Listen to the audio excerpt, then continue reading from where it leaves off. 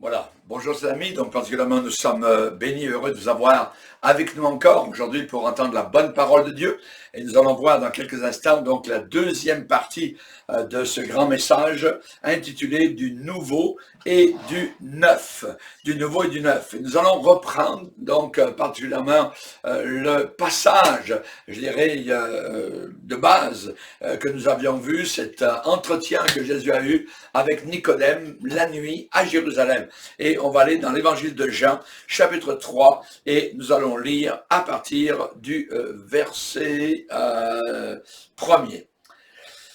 Mais il y eut un homme d'entre les pharisiens nommé Nicodème, un chef des Juifs, qui vint, lui, auprès de Jésus de nuit, et lui dit, « Rabbi, nous savons que tu es un docteur venu de Dieu, car personne ne peut faire ces miracles que tu fais si Dieu n'est pas avec lui. » Jésus lui répondit, « En vérité, je te le dis, si un homme ne naît pas de nouveau, il ne peut pas voir le royaume de Dieu. » Nicodème lui dit, « Mais comment un homme peut-il naître quand il est vieux?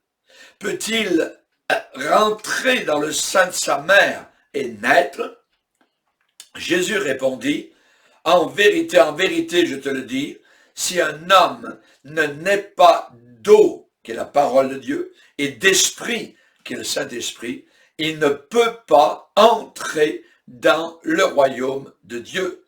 Ce qui est né de la chair est chair, et ce qui est né de l'esprit est esprit. Ne t'étonne pas, ne sois pas étonné que je t'ai dit, il faut que vous naissiez de nouveau. Le vent souffle où il veut, et tu en entends le bruit, mais tu ne sais pas ni d'où il vient, ni où il va. Il en est ainsi, c'est comme cela avec tout homme qui est né de l'esprit. » Nicodème lui dit, « Mais comment cela peut-il se faire? » Il voulait comprendre. Jésus lui répondit, « Tu es le docteur de la loi, et tu ne sais pas ces choses. En vérité, je te le dis, nous disons ce que nous savons, et nous rendons témoignage de ce que nous avons vu, et vous ne recevez pas notre témoignage. Si vous ne croyez pas lorsque je vous ai parlé des choses de la terre terrestre, comment croirez-vous quand je vous parlerai des choses du ciel, des choses célestes? Personne n'est monté au ciel, si ce n'est celui qui est descendu du ciel, le Fils de l'homme qui est dans le ciel. Seigneur, nous te demandons de bénir abondamment ta parole, que cette parole ne retourne pas à toi sans effet. Nous savons, Seigneur Jésus, que tu connais tous ceux et celles qui ont besoin de cette parole, ceux qui sont à l'intérieur, ceux qui sont dans des maisons de vieillards, ceux qui sont en prison, ceux qui sont confinés, Seigneur, par des raisons médicales à l'intérieur. Nous te demandons particulièrement, Seigneur, de toucher chaque cœur. Que ferions-nous sans toi si l'Éternel ne garde pas la maison? Ceux qui la gardent en vain. Que ce soit la maison, que ce soit la ville, Seigneur, nous voulons être gardés par toi. C'est toi qui veilles sur nous et nous te remercions d'avance. Veuille bénir cette parole. Dans le nom puissant de Jésus, Amen et Amen. Et tout le peuple dit Amen. Voilà. Donc, chers amis, c'est une grande joie d'être ensemble, réunis. Et c'est la deuxième partie, donc, ce grand message intitulé « Du nouveau et du neuf ». Du nouveau et du neuf. Et vous savez, évidemment, donc, que ce monde dans lequel nous sommes est en train de vieillir. Et il vieillit, évidemment, à une rapidité, je dirais, extraordinaire. Ce monde n'a pas des millions d'années, il a quelques milliers seulement d'années. Et nous bénissons Dieu. Mais actuellement, eh bien, il est dit que dans la Bible que ce monde est en train de se déchirer, il est en train de vieillir. Et dans les mots de la Bible, toi Seigneur, tu as au commencement fondé la terre, et les cieux sont l'ouvrage de tes mains. Ils périront, donc on parle ici la terre et les cieux qui vont périr, mais toi Seigneur, tu subsistes. Ils vieilliront tous comme un vêtement. Donc ici, le Seigneur parle des cieux et de la terre qui vont vieillir comme un vêtement. Nous y sommes. Tu les rouleras comme un manteau et ils seront changés. Mais toi, Seigneur, tu demeures le même et tes années ne finiront pas. Donc, nous avons évidemment dans la parole de Dieu quelque chose qui est en train de vieillir, qui est la planète Terre. Cette planète Terre s'en va vers ses derniers soubresauts. Et évidemment, Jésus propose un changement. Il a déclaré une grande vérité. Cette vérité est droite, elle est rectiligne, elle est vectorielle et elle nous indique le droit chemin. Il faut naître de nouveau. Quelqu'un ne peut pas entrer dans le ciel s'il ne naît pas de nouveau. Question. Mon frère, ma sœur, cher ami, es-tu né de nouveau? Je ne te demande pas si tu as une religion. Je ne te demande même pas si tu crois en Dieu. Les démons croient aussi en Dieu. Le fait n'est pas cela. Le fait, c'est de croire en Dieu, c'est vrai, mais de placer notre vie sous sa juridiction, sous sa direction. C'est cela qui est le plus important. Nicodème ne l'avait pas fait. C'était un théologien. C'était un homme instruit dans la religion. Il connaissait, je dirais, toutes les ficelles. Toutes les, je dirais, les allées et venues, la connaissance, la loi, ainsi de suite, mais il ne vivait pas. On peut connaître historiquement un Jésus historique, un Jésus qui est venu sur la terre, qui a fait des miracles, qui a fait du bien, tout ça, grand exemple, grand homme, grand prophète. Mais est-ce que ce Jésus est votre maître? Lui avez-vous soumis votre vie entière? Lui avez-vous donné votre corps? Lui avez-vous donné votre cœur? Lui avez-vous donné votre âme? Lui avez-vous donné votre famille?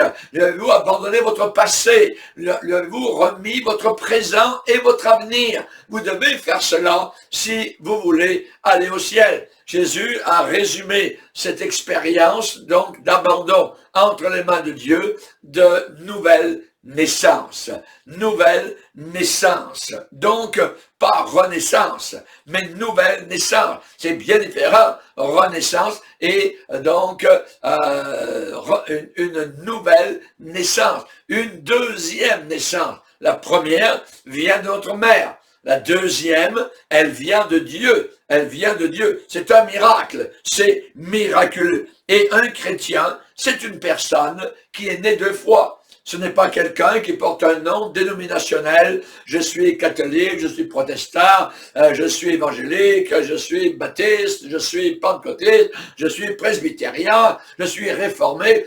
Tout cela, c'est juste des noms. Mais l'important, c'est de savoir si on est né de nouveau. Et nous avons évidemment Nicodème, qui était un homme de dénomination, un homme reconnu en Israël, un homme érudit, mais il ne connaissait pas Jésus et il a voulu absolument avoir un entretien avec Jésus. Ça s'est passé la nuit, donc à Jérusalem, quelque part, dans un lieu reclus, et là, donc, Jésus a parlé avec cet homme Nicodème. Et il lui a parlé de naître de nouveau. Il lui a dit, ce qui est né de la chair est chair. Ce qui est né de l'esprit est esprit. Tu es né de la chair, tu es religieux, mais tu vas en enfer. Tu es religieux, mais perdu. Et il faut que tu naisses une deuxième fois, donc, pour aller au ciel, pour être sauvé. Et on sait particulièrement, donc, que toute naissance débouche toujours sur une famille. Il y a des bras qui vous attendent, il y a un berceau qui a été préparé,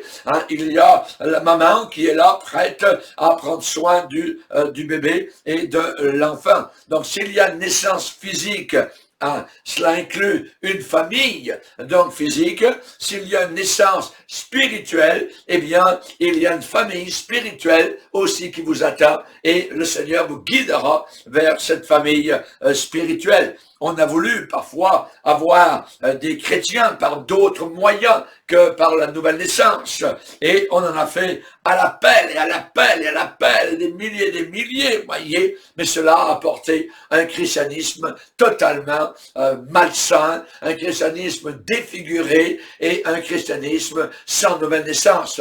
Cela a fait des supposés chrétiens, mais qui sont païens à l'intérieur. Et nous chantons dans l'église, un chrétien, je croyais être, mais j'ignorais le bonheur que Jésus, mon divin maître, vient apporter dans un cœur. Ah, la paix que Jésus donne, je ne la connaissais pas. Tout maintenant sur mon chemin rayonne depuis qu'il conduit mes pas. Alors c'est un miracle. La nouvelle naissance, c'est un miracle. Hein? Et évidemment, donc, on sait que la communauté chrétienne, eh bien, elle est composée, c'est une nouvelle société composée d'hommes, de femmes neuves, ou neufs, voyez, des hommes neufs, l'homme nouveau. Alors, c'est bien différent d'essayer de vouloir s'améliorer. Ah, je ne le ferai plus. Ah, c'est de suite. Non, ça ne marche pas. Ce n'est pas la nouvelle naissance.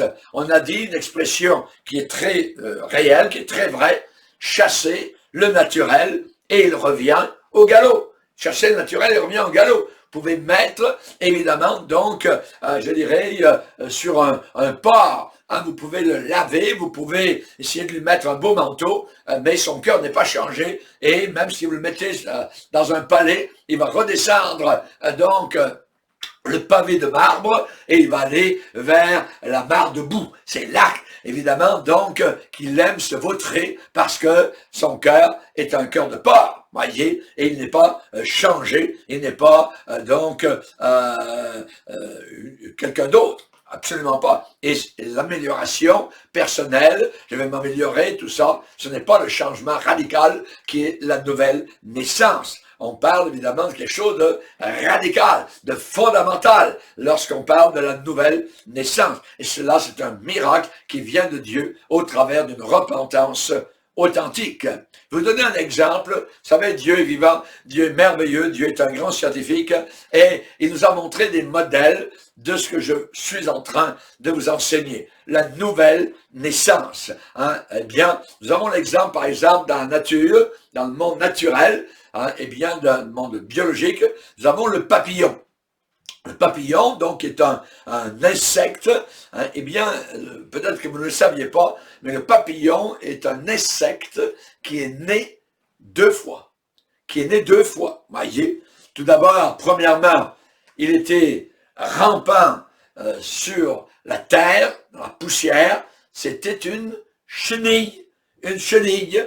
Et maintenant, cette chenille, un jour, s'est enfermé dans un cocon, voyez, et ressort quelque temps plus tard avec des belles ailes, donc toutes colorées. Auparavant, c'était manger la poussière, c'était manger les salades, c'était manger les choux, voyez, mais maintenant, ça n'intéresse plus du tout le papillon. Le papillon est intéressé par les fleurs, ce qui est beau, ce qui est propre, ce qui est coloré. Nous avons là une image merveilleuse de la nouvelle naissance. Voyez. Donc, particulièrement, cela aussi se passe avec la grenouille. Cela se passe aussi avec la libellule. La libellule, donc, la grenouille, le papillon, sont des insectes qui sont nés deux fois. Si on prend le papillon, donc, la chenille, auparavant, rampe par terre.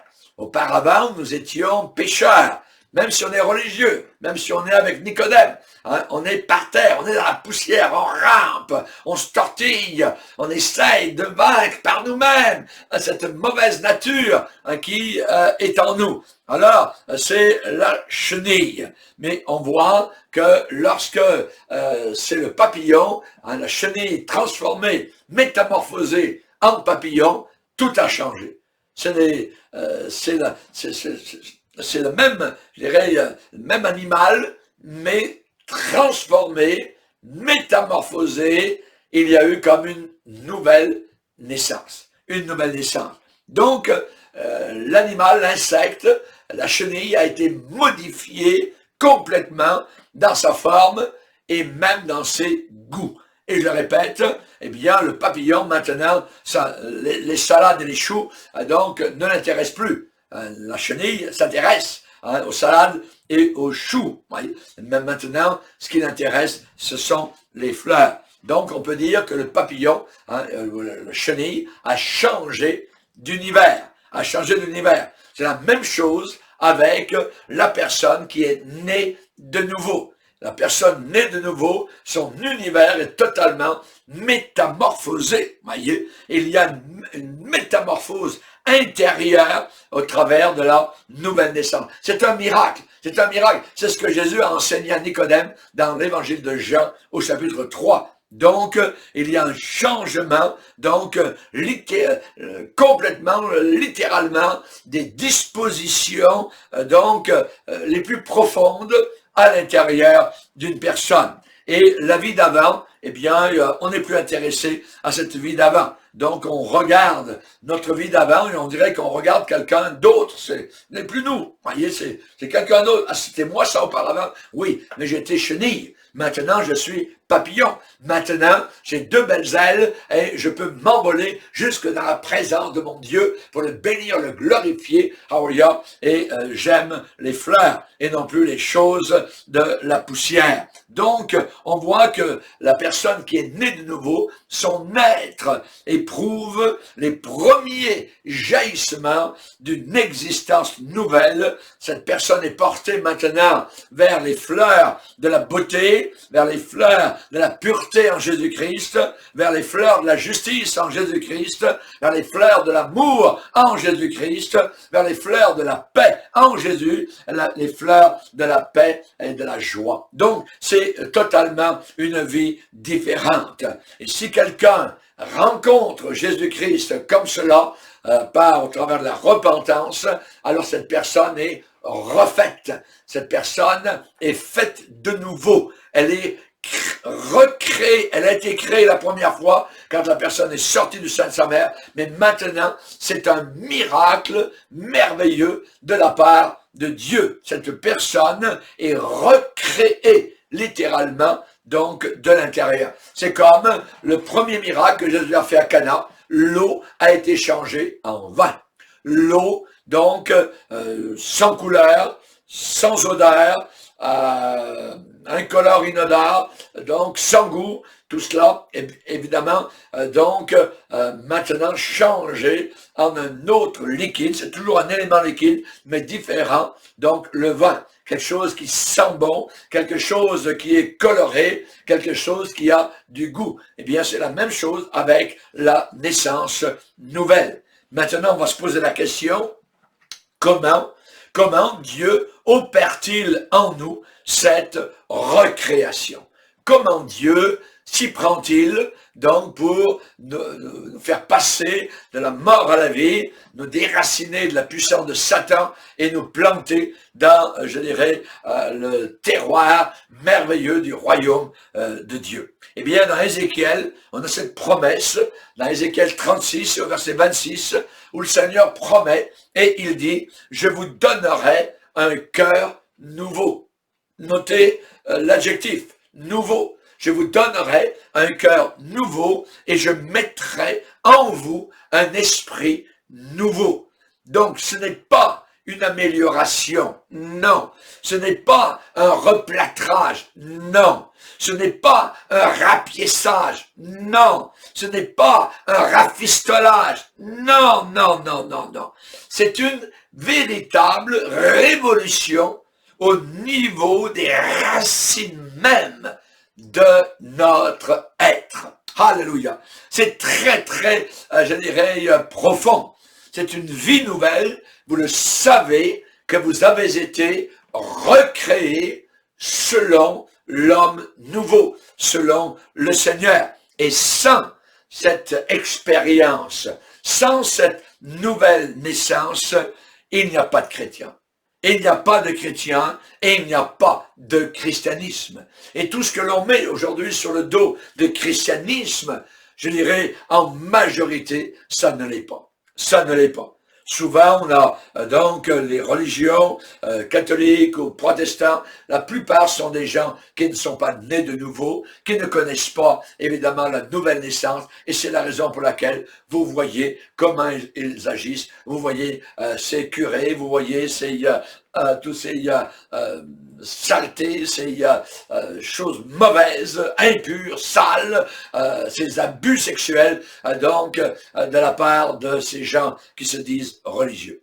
Donc, ce sont des gens qui ne sont pas nés nouveaux, ce sont des gens qui sont perdus, ce sont des gens qui vont en enfer.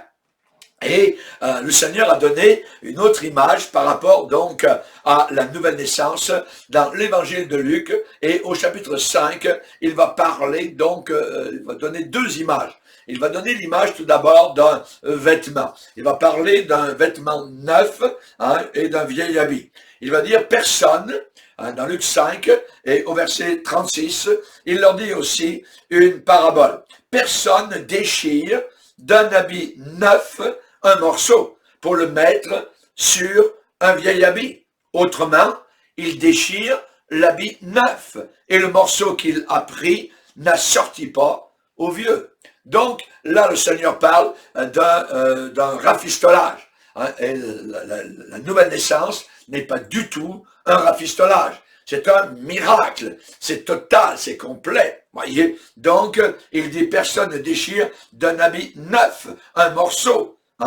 Donc, il prend un morceau neuf et pour le rafistoler, le coudre sur quelque chose de vieux. Le Seigneur ne fait pas cela avec nous. Dans la vie nouvelle, il ne met pas un morceau de la vie nouvelle sur nous, sur une vieille vie. Non, il nous change totalement. Il nous donne une vie nouvelle, totale, complète. Un habit totalement neuf. Voyez? Donc, il n'y a plus l'habit, le vieil habit. Il va prendre un autre exemple pour bien enfoncer le clou, pour que nous comprenions bien. Il va prendre l'exemple qui, à l'époque, évidemment, était bien plus compris qu'aujourd'hui, mais il va parler d'un vin nouveau. Il dit, personne ne met du vin nouveau dans de vieilles outres. Autrement, le vin nouveau fait rompre, casse, brise les outres. Il se répand et les outres sont perdues. Voyez? Donc, il dit, mais il faut mettre, encore la nécessité, comme je l'ai dit, il faut que tu naisses de nouveau, il faut mettre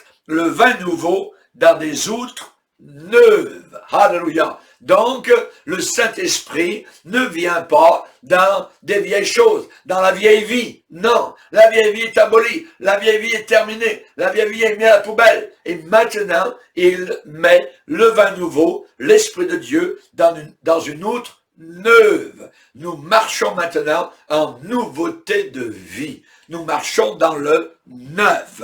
Le Seigneur l'avait dit, il avait promis dans Ézéchiel, je vous donnerai un cœur nouveau et je mettrai en vous un esprit nouveau. Donc, pas une amélioration, on s'améliore, c'est pas un replâtrage, un rapiessage, un rafistolage. Non, non, non, non. C'est une révolution au niveau des racines même de notre être. Sans cette nouvelle naissance, le christianisme n'existe pas.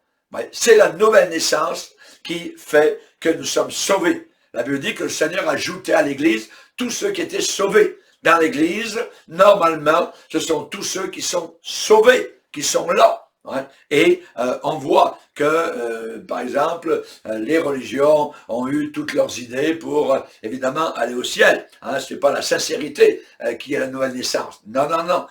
Par exemple, le pape, actuellement, dit qu'il suffit d'être sincère, donc tout le monde ira au ciel. Sincère dans le bouddhisme, sincère dans l'islamisme, sincère dans l'hindouisme. Non, non. Voyez, ces gens-là doivent venir à Jésus. Ils doivent se repentir de leurs péchés. Il n'y a que le calvaire qui brille comme une lumière au sommet de ce monde, c'est Golgotha. C'est la croix sur laquelle le Dieu homme s'est donné pour nous sauver de nos péchés. Merci Seigneur. Alléluia. Le sang de Jésus nous libère. Le sang de Jésus nous lave de tout péché. Il n'y a pas d'autre détergent plus puissant que le sang de Jésus pour décoller, pour laver, pour abolir, pour faire en sorte que nos péchés soient totalement effacés. Merci Seigneur. Donc, j'aimerais vous rappeler que l'on ne naît pas un petit sang.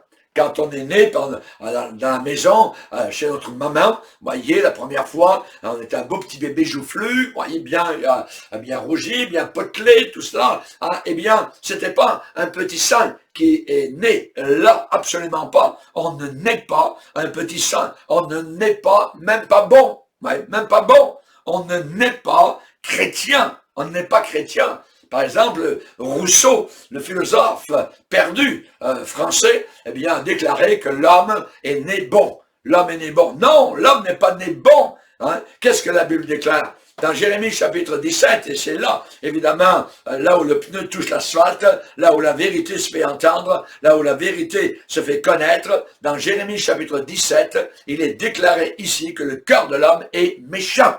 Il est méchant.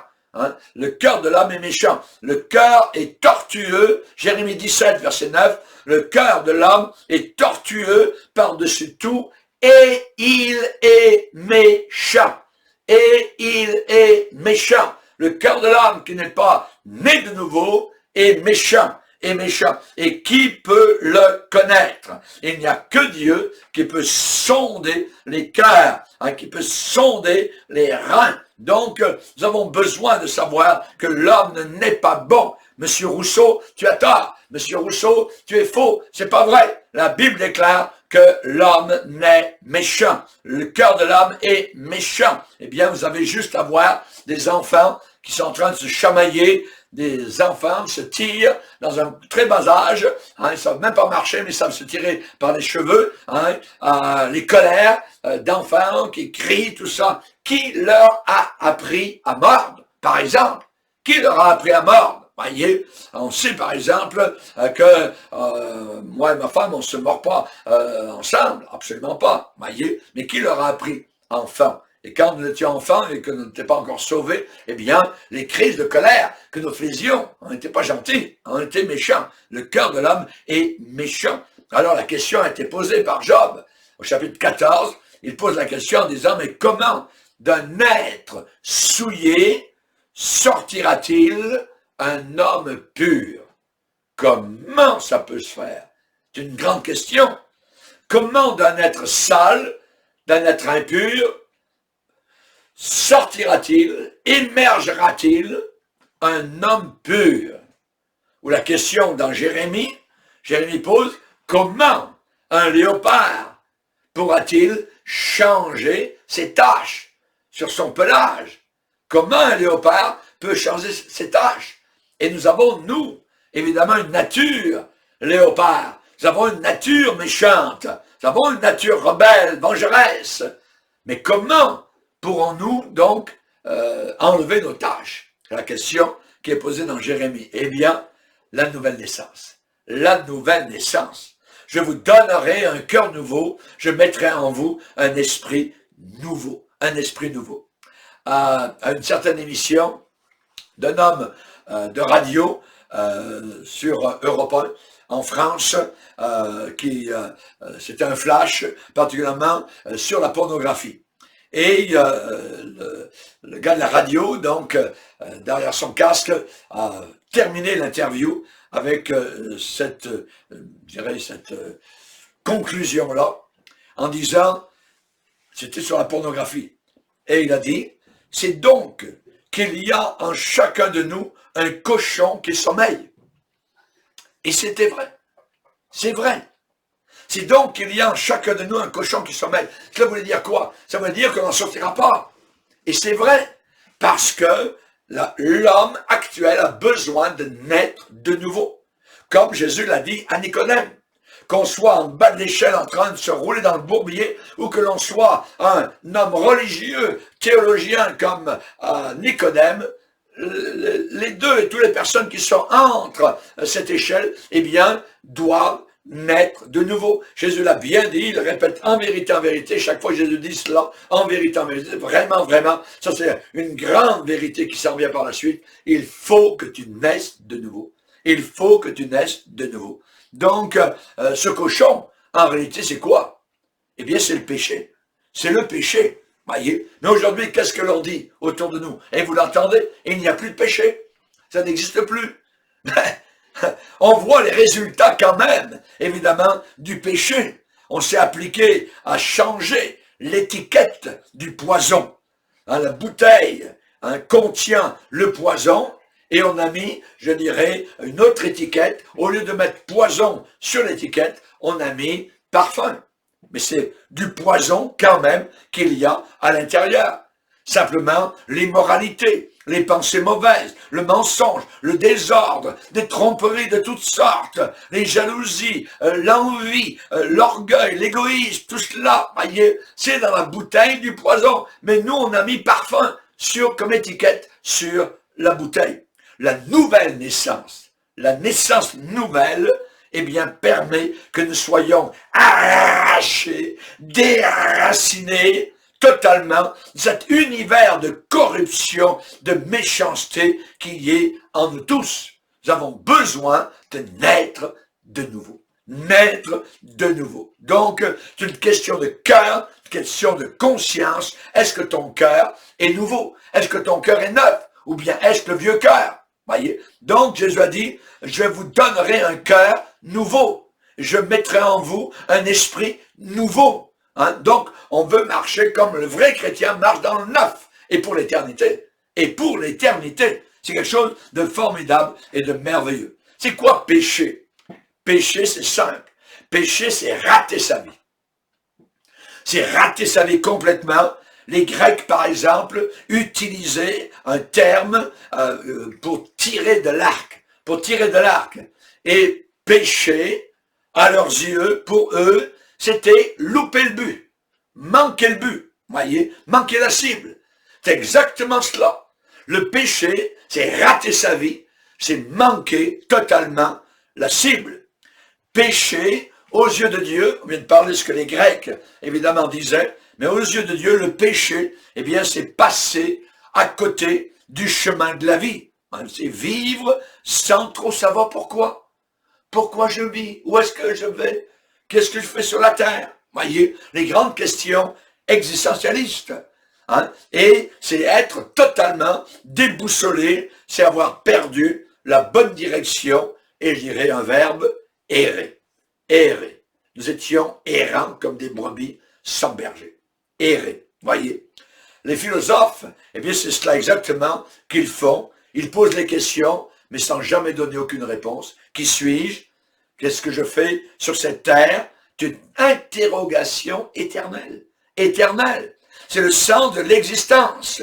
Par exemple, Jean-Paul Sartre a écrit dans un livre qu'il a intitulé « La nausée ». Et je vais vous dire juste une phrase. Dans ce livre, c'est un désarroi terrible, c'est un désespoir terrible. Il dit « Chacun se sentait de trop par rapport aux autres. Et moi aussi, j'étais de trop. Et je rêvais vaguement de me supprimer. Et la mort même eût été de trop. J'étais même de trop pour l'éternité. Mais, quand vous êtes rendu à ce point-là, alors allez vous suicider. C'est terrible, il n'y a aucun espoir. Voyez, vous êtes de trop sur la terre. Vous êtes de trop pour votre voisin. Vous êtes de trop pour votre mari. Vous êtes de trop pour votre épouse. Vous êtes de trop pour tout le monde. Voyez, et il n'y a aucune espérance pour ces gens-là. Ça, ce sont les philosophes. Et la France est imbibée des philosophies de ces gens-là. Pas étonnant que nos jeunes gens se suicident. Pas étonnant qu'ils se jettent sous les trains. Nous avons voyagé en France pendant des années, que de fois nous avons vu en plein milieu de la campagne le train s'arrêter. Pourquoi? Parce que on disait rien aux voyageurs, mais voilà qu'en bout du train, quelqu'un s'était suicidé. Quelqu'un donc avait placé son corps sur les rails et le train venait de déchiqueter. C'est terrible. C'est terrible. Donc, mais on enseigne cela dans les lycées, dans les écoles et les collèges. Voyez, Camus, c'est la même chose. Simone de Beauvoir, Jean Rostand, voyez. Vous savez ce qu'il a dit, Jean Rostand? C'est un homme très connu, évidemment, dans la France. Il y a son père qui s'appelait Edmond Rostand et le fils s'appelait Jean Rostand. Il est mort en 1977. C'est un écrivain français, un biologiste, et il a fait évidemment des travaux importants sur la parthénogenèse expérimentale. Il a contribué à faire connaître la génétique au grand public français, et il a défendu, savez-vous pourquoi il s'est battu, lui? Il s'est battu pour des grandes valeurs. Il a défendu les valeurs de l'humanisme, du pacifisme et du mondialisme. Du mondialisme, comme aujourd'hui nous voyons. Voyez, nos jeunes parler de la mondialisation et se battent pour la mondialisation. Et on voit particulièrement, je vais vous dire ce qu'il a écrit, Jean Rostand. Jean Rostand a dit, l'homme, c'est un accident entre les accidents. Et il est né sans aucune raison, sans aucun but, et il traverse la vie dans l'épouvante de la mort. Ce grand monsieur, qui nous a fait évidemment donc connaître l'humanisme, le pacifisme, le mondialisme, eh bien il n'avait lui-même aucune espérance. Est-ce que je vais suivre des exemples semblables? Ce sentiment d'être constamment à côté de l'existence que l'on devrait connaître. Ça vous emmène dans les angoisses. Ça vous emmène à déjà toucher de la main le haut des flammes de l'enfer. Chers amis, la nouvelle naissance, eh bien, c'est découvrir le vrai, le véritable sens de la vie. Pourquoi vous êtes ici-bas sur terre? D'où venez-vous? Où est-ce que vous en allez? C'est ce que la nouvelle naissance, c'est ce que la Bible et la parole de Dieu donnent comme réponse véritable. C'est entrer dans une nouvelle découverte de la vie, une nouvelle dimension de la vie éternelle. La vie éternelle. C'est vivre pleinement et dans toutes ses formes. Et depuis 50 ans, je vis pleinement et dans toutes les formes de la vie, et je suis heureux et je suis béni de mon Sauveur Jésus. Alors évidemment, comment, vous allez me poser la question, comment naître de nouveau? Comment naître de nouveau? Eh bien, il faut croire. Il faut s'abandonner totalement. Pas uniquement croire, oh, je crois que Dieu existe, tout ça. Les démons croient aussi, et ils tremblent.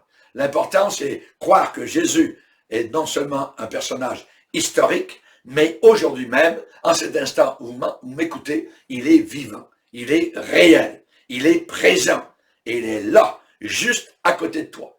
Pourquoi? Parce qu'il te veut dans son ciel, il pardonne tous tes péchés, et il veut t'emmener avec lui dans son ciel. Croire. Quiconque croit que Jésus est le Christ, cette personne est née de Dieu. 1 Jean 5, verset 1er. Ça veut dire se confier complètement en Dieu. Recommande ton sort à l'Éternel, il ne laissera jamais chanceler le juste. Confie-toi dans le Seigneur. Alors, il y a un témoignage, on le sait. Quand on est né de nouveau, il y a un témoignage à l'intérieur de notre cœur. On le sait, on le sait. On sait que l'on sait, que l'on sait, que l'on sait. Nous connaissons, nous savons que nous sommes passés des ténèbres à son admirable lumière. Il y a un témoignage intérieur dans nos cœurs par le Saint-Esprit. L'Esprit maintenant lui-même rend témoignage à notre esprit que nous sommes enfants de Dieu. Auparavant, nous étions créatures de Dieu, mais maintenant nous sommes devenus enfants de Dieu. Jésus devient notre frère et le Père céleste est notre Père. Alléluia, gloire à Dieu. Et on pratique ce qui est droit, on pratique la justice, ce n'est plus des idées, mais vraiment une mise en pratique. 1 Jean chapitre 2, verset 29, quiconque pratique la justice est né de lui. Est né de lui. On ne pratique plus le péché. Je ne dis pas que l'on ne peut pas tomber ici et là parfois dans le péché, mais il n'y a plus cette pratique qui auparavant était là régulièrement et ça ne nous faisait pas grand-chose, tout ça. Tandis que maintenant, un chrétien né de nouveau qui tombe sur une peau de banane, eh bien, il va être très très triste et il ressent évidemment donc le poids de sa culpabilité. Et il faut qu'il demande pardon au Seigneur. On ne pratique plus le péché. Dans 1 Jean chapitre 3 verset 9, ça nous dit que nous n'avons même plus le goût pour le péché. Quiconque est né de Dieu ne pratique pas le péché. Quiconque est né de Dieu ne pratique pas le péché. Et on aime, on aime. Il y a un amour dans nos cœurs. 1 Jean chapitre 4 verset 7, quiconque aime est né de Dieu et connaît Dieu. Je vous dirais particulièrement aujourd'hui, Dites oui à la vie. Dites oui à la vie. Que de personnes qui disent non à la vie. Ils ne veulent même plus avoir d'enfants. Tout ce qu'ils pensent, c'est se donner la mort. Hein? Non, n'allez pas en enfer. Vous entendez actuellement la parole de Dieu. C'est une bouée de sauvetage pour vous délivrer. Être né de nouveau, alors vous aurez une conscience pure, une conscience propre. Jésus dit, le vent souffle où il veut, et tu en entends le bruit, mais tu ne sais pas d'où il vient, ni où il va. Il en est ainsi de tout homme qui est né de l'Esprit. Tu remets ta vie totalement entre les mains du Seigneur. Je ne savais pas que je passerais ma vie entière au Canada. Je suis né en France, j'ai vécu dans la marine, j'ai vécu 4 ans en Nouvelle-Calédonie. Ensuite de là-bas, quand j'ai été sauvé, quand je suis né de nouveau, le Seigneur m'a emmené donc à une école biblique au Canada. Et je ne savais pas tout cela, mais quiconque est né de Dieu, il est comme le vent. L'Esprit de Dieu l'emmène ici et là. Ensuite, depuis ce temps-là, je suis allé prêcher l'Évangile aux 4 coins de la terre, sur différents continents. Pourquoi? Parce que c'est lui qui conduit, c'est lui qui dirige. Comme Dieu a dit à Jérémie, tu iras là où je t'enverrai et tu leur diras mes paroles, mes paroles. Et le monde a besoin donc de cette eau vive, cette eau fraîche qui les lave, la parole du Seigneur, ainsi que du sang de Jésus-Christ. On ne peut pas, je dirais, enlever tous les mystères, je dirais, mais on peut entendre le vent, on ne le voit pas, le vent, mais on peut le sentir et on peut voir son effet. Il y a des grands arbres qui sont déracinés. Et ce vent de l'Esprit est capable de nous déraciner totalement de l'enfer. Parce que quand le vent souffle, alors c'est puissant, c'est merveilleux. Et il a soufflé sur Saul de Tarse lorsqu'il était devant la ville de Damas, à l'arrivée de la ville de Damas. Il a été déraciné comme un chêne qui était bien enraciné à sa religion. Il a été déraciné parce qu'il a vu Jésus, il a entendu le Seigneur lui dire, il te serait bien dur de regimber contre les aiguillons. Donc maintenant, la nouvelle naissance nous apporte une conscience propre. Nous sommes maintenant libérés de la culpabilité du péché. C'est enlevé, combien plus, la Bible dit dans Hébreux 9, combien plus le sang de Jésus-Christ purifiera-t-il votre conscience des œuvres mortes, afin que vous serviez le Dieu vivant. Maintenant, le fardeau qui était accumulé, des transgressions qui étaient répétées dans la vie d'un pécheur, eh bien c'était comme une sorte de pyramide de culpabilité qui était devenue avec le temps comme un fardeau terrible, à peine supportable. Tout cela, la pyramide, elle tombe totalement, elle s'est enlevée. Rappelons-nous Caïn, qu'est-ce qu'il a dit? Mon châtiment est trop grand pour être supporté. Il avait tué son frère. Voyez, on voit David qui, après avoir commis son adultère, a dit, mes iniquités s'élèvent au-dessus de ma tête comme un lourd fardeau. Elles sont trop pesantes pour moi. Donc on voit la culpabilité.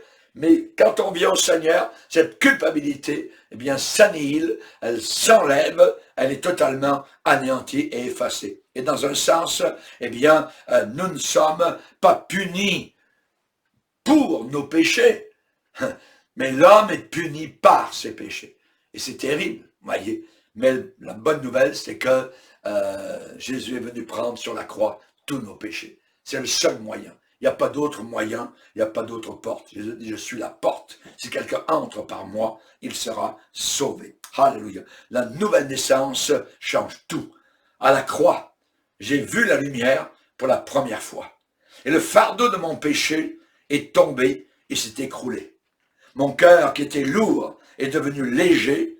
Ma conscience est devenue aussi claire que du cristal. C'est cela, le résultat de la nouvelle naissance. Une conscience propre, une vie propre. Heureux les purs, car ils verront Dieu. Le sang de Jésus nous purifie de tout péché. Une conscience propre, une vie propre, nous sommes régénérés et notre rapport dans le ciel est propre dans le livre de Dieu. Rappelons-nous qu'il y a un rapport qui est écrit tous les jours sur les péchés des hommes et tout ce rapport est gardé là-haut dans le livre de Dieu. Jean a vu cela. Il dit au jour du jugement, et je vis les morts.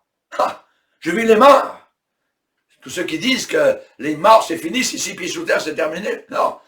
Jean les a vus, tous les morts, là-haut devant le trône de Dieu. Et je vis les morts, les grands et les petits, les grands de ce monde et les petits de ce monde, qui se tenaient devant le trône, et des livres furent ouverts. Ah! Et dans ces livres étaient écrits, évidemment, toutes leurs actions, et toutes leurs actions ne peuvent jamais les racheter.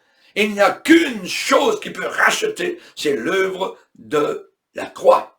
Et ce document, évidemment, qui condamne tous ces gens-là, eh bien, mettra au silence totalement, donc, tout débat qui pourrait s'élever en protestation contre le verdict de Dieu.